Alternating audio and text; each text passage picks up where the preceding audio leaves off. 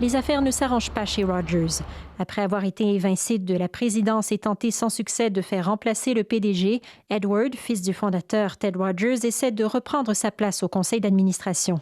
Il demeure toutefois à la tête de la fiducie qui contrôle l'entreprise. De l'autre côté, deux de ses sœurs et sa mère, Loretta, s'opposent à ses plans. Une guerre de pouvoir qui a donc scindé la famille en deux. Et voilà qu'entre ces clans tente de s'interposer un médiateur, le maire de Toronto. John Tory est lié depuis longtemps à Rogers. Proche du patriarche, lui-même ancien PDG, il est aussi membre de la fiducie de contrôle Rogers. Il souhaite, dit-il, apporter son aide. Mais le temps que le maire de la plus grande ville du pays consacre à ce dossier fait controverse. Quelques heures de son temps libre, selon lui, beaucoup plus selon une des sœurs Rogers qui l'a directement interpellé sur Twitter. John Tory continue, lui, de se défendre et assure que Toronto demeure sa priorité.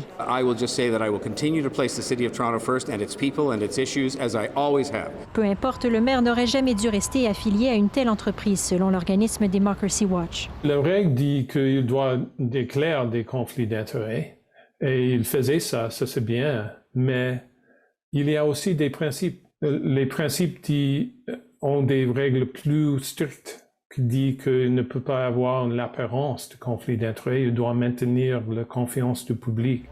Dans tous les cas, pour ce professeur, il est dans l'intérêt de tous de trouver rapidement une issue dans cette affaire.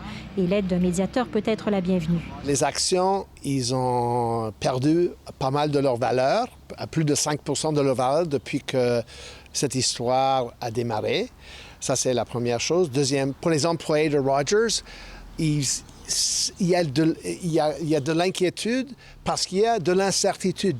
Avec de grands dossiers à gérer comme l'acquisition de Shaw, l'expert estime que l'entreprise ne pourra pas se permettre une telle distraction encore bien longtemps. Ici Camille Grégoire, Radio-Canada, Toronto.